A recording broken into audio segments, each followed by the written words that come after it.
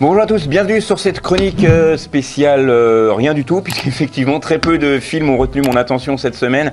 Je vais même vous parler que d'un seul film, Le Secret de Khéops, avec Barbara Schulz, Fabrice Lucchini, Julia Piaton et Gavril Dartevel. Et ce film va nous raconter l'histoire du film Le Secret de Khéops. C'est une comédie d'aventure, je vous l'ai dit, réalisée par Barbara Schulz. Le film suit Christian Robinson, archéologue excentrique aux méthodes peu conventionnelles, qui se lance dans une aventure parisienne pour résoudre justement le mystère du trésor de Khéops, accompagné de sa fille et de son petit-fils Julien. Cette quête devient également l'histoire de leur réconciliation plutôt. Et Le Secret de Khéops est pour moi une bonne comédie française, une comédie d'aventure où le spectateur va être mené d'Égypte en Île-de-France. Le scénario signé Barbara Schulz est dédié à son père et elle tourne autour d'un grand archéologue français ayant découvert une célèbre tombe qu'il recherche depuis des années. C'est un film très amusant qui déborde d'énergie communicative. Fabrice Lucchini est en très grande forme dans ce film et ça fait plaisir. Un film qui apporte beaucoup d'esprit à son personnage. Julia Piaton, quant à elle, elle est complètement intégrée au casting, offrant un duo que l'on prend vraiment beaucoup plaisir à voir.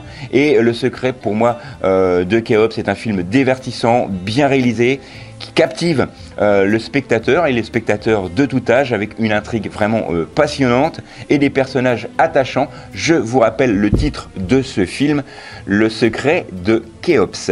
Je voulais vous parler d'un autre film, Mickey 17, avec Robert Pattinson, mais franchement on va vraiment passer notre tour parce que c'est pas vraiment un film que j'ai apprécié. C'est un film de science-fiction. Il est réalisé par Bong Joon-ho.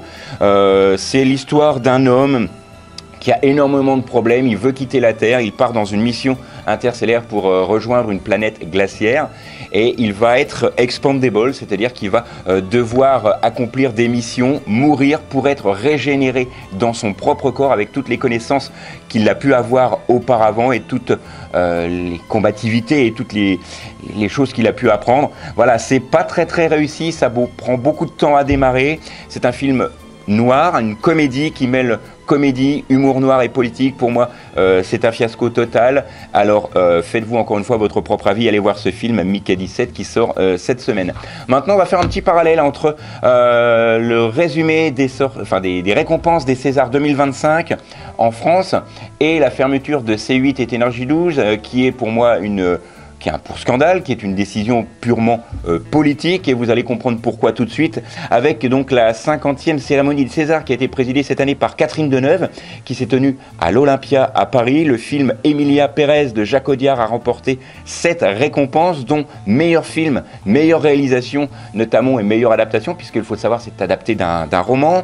Il y a également l'acteur français Karim Leclou qui a été lui récompensé pour le roman de Jim, tandis qu'Abou Sangaré a été lui récompensé comme meilleure révélation masculine pour l'histoire de Suleiman.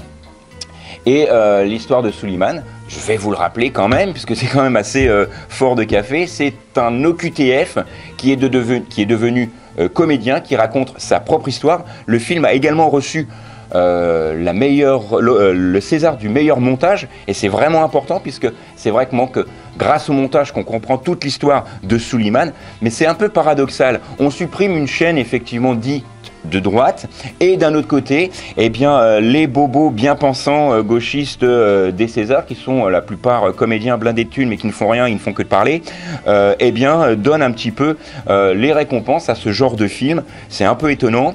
D'autre part également, on ferme une chaîne comme C8, mais on va accorder effectivement des nominations à des actrices comme Carla Sofia Gascon, qui a des tweets racistes et islamophobes, mais à part cela, tout va bien dans notre pays. Donc je vous rappelle quand même que les Césars 2025 ont été donc présidés par Catherine Deneuve. Il y a eu un César d'honneur également pour Julia Roberts, qui a reçu un César d'honneur pour l'ensemble de sa carrière. Il y a eu également, et ça c'était important à souligner, un hommage à Michel Blanc. C'était un hommage très émouvant où on a pu voir donc la présence de Josiane Balasco et Thierry Lhermitte.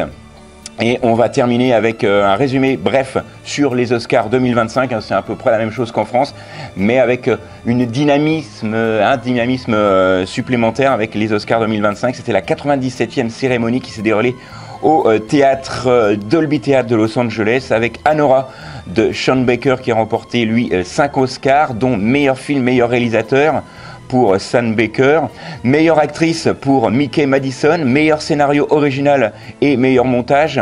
Adrian Brody, lui, a été couronné pour le meilleur acteur pour The Brutalist, un film extraordinaire qui nous raconte l'histoire d'un architecte juif qui part s'exiler aux États-Unis pour découvrir le rêve américain, mais il va vite déchanter. The Brutalist est vraiment un film qui est pour moi exceptionnel et qui est à voir. D'une deuxième partie a quant à lui été distingué pour les meilleurs effets visuels et le meilleur son pour Emilia Pérez.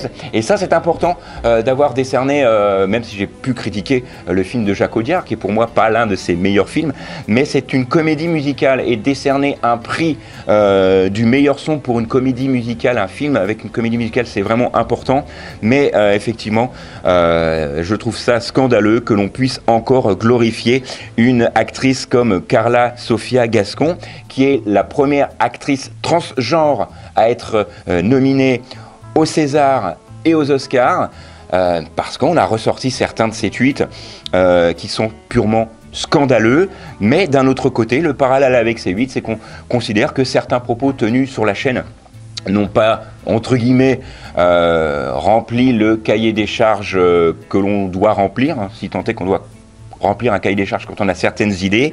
On est dans un pays démocratique. Je vais vous parler la dernière fois, vous savez, du film La fabrique du mensonge, où on parlait effectivement d'un bras droit d'Adolf Hitler qui lui manipulait plus ou moins les médias pour pouvoir justement faire de la propagande, etc. Et là, on se retrouve en France avec un gouvernement qui, tout simplement censure une chaîne, tout simplement pour ses propos, on va pas se le cacher. Je trouve ça purement scandaleux, mais rassurez-vous, TPMP pourra revenir dès cette semaine, puisque vous allez pouvoir le retrouver sur les réseaux sociaux, YouTube notamment, avec la chaîne Zoubida TV, un petit clin d'œil non dissimulé à Vincent Lagaffe. Donc Zoubida TV, vous allez pouvoir retrouver tous les jours à partir de 18h20 l'émission TPMP avec Cyril Hanouna, et sur toutes les box, vous allez simplement sur les réseaux sociaux, je vous le mettrai en commentaire, les chaînes où vous allez pouvoir retrouver en direct tous les soirs l'émission TPMP.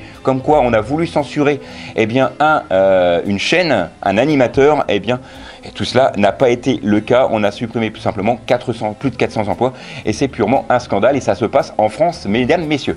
Voilà, c'est tout pour cette semaine. Mon coup de gueule est terminé. On se retrouve la semaine prochaine, même endroit, même heure, sur YouTube ou sur les réseaux sociaux. D'ici là, ne zappez pas. N'oubliez pas de sortir, d'aller au cinéma, car le cinéma est fait pour tous ceux dont la curiosité est le plus grand des défauts.